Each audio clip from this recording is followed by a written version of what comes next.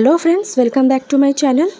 আজকে আমি একটা সহজ প্রোটিন ডায়েট রেসিপি শেয়ার করছি, যেটা ব্রেকফাস্ট কিংবা লাঞ্চে খাওয়া যেতে পারে।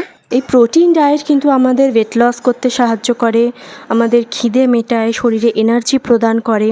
খুব সহজেই বানানো যায়। তো চলো দেখা যাক আমি কিভাবে এই প্রোটিন ডায়েটটা বানাই।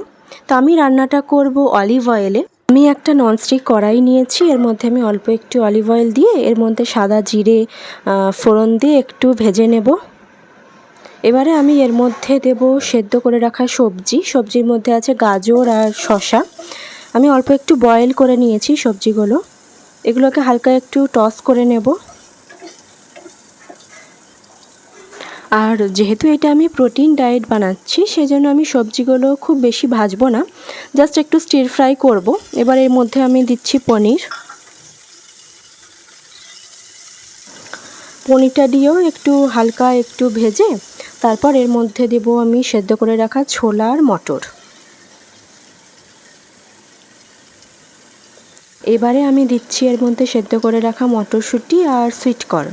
মটরশুঁটিটা অবশ্যই ফ্রোজেন পিস, যে কোনো স্টোরে গেলেই আপনারা পেয়ে যাবেন। এবারে এটাকেও একটু আলতোভাবে একটু মিশিয়ে নিতে হবে। তারপর এর মধ্যে আমি কিছু মশলা দেব।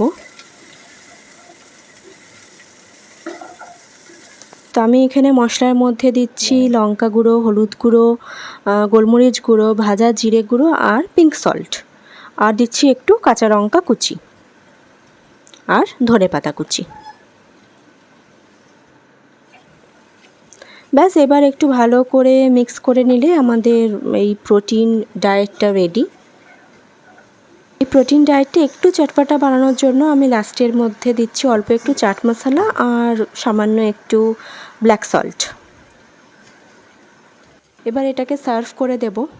এই প্রোটিন ডায়েট কিন্তু আমাদের বোনস মাসেলসের জন্য খুব ভালো, আমাদের হার্টটাকেও খুব ভালো রাখে।